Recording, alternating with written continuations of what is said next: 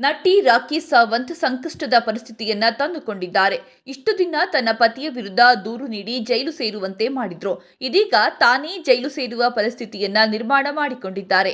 ಬೀಟೌನ್ ನಟಿ ರಾಖಿ ಸಾವಂತ್ ಯಾವುದೇ ಕ್ಷಣದಲ್ಲಿ ಬಂಧನಕ್ಕೊಳಗಾಗುವ ಸಾಧ್ಯತೆ ಇದೆ. ಆಕೆಯ ಬಂಧನಕ್ಕೆ ಆಕೆಯ ಪತಿ ಆದಿಲ್ ಖಾನ್ ದುರಾನಿಯೇ ಕಾರಣ. ಸಾವಂತ್ ವಿರುದ್ಧ ಆದಿಲ್ ಖಾನ್ ದುರಾನಿ ನೀಡಿರುವ ದೂರಿನ ಹಿನ್ನೆಲೆಯಲ್ಲಿ ಬಂಧನ ಸಾಧ್ಯತೆ ಇದೆ. ಸದಾ ಒಂದಲ್ಲ ಒಂದು ವಿವಾದ ಸೃಷ್ಟಿಸಿಕೊಳ್ತಿರುವ ರಾಖಿ ಸಾವಂತ್ ಇದೀಗ ಸೋಷಿಯಲ್ ಮೀಡಿಯಾದಲ್ಲಿ ತಮ್ಮ ಖಾಸಗಿ ಮತ್ತು ಆಕ್ಷೇಪಾರ್ಹ ವಿಡಿಯೋ ಹಂಚಿಕೊಳ್ಳುವ ಮೂಲಕ ಸಂಕಷ್ಟ ತಂದುಕೊಂಡಿದ್ದಾರೆ.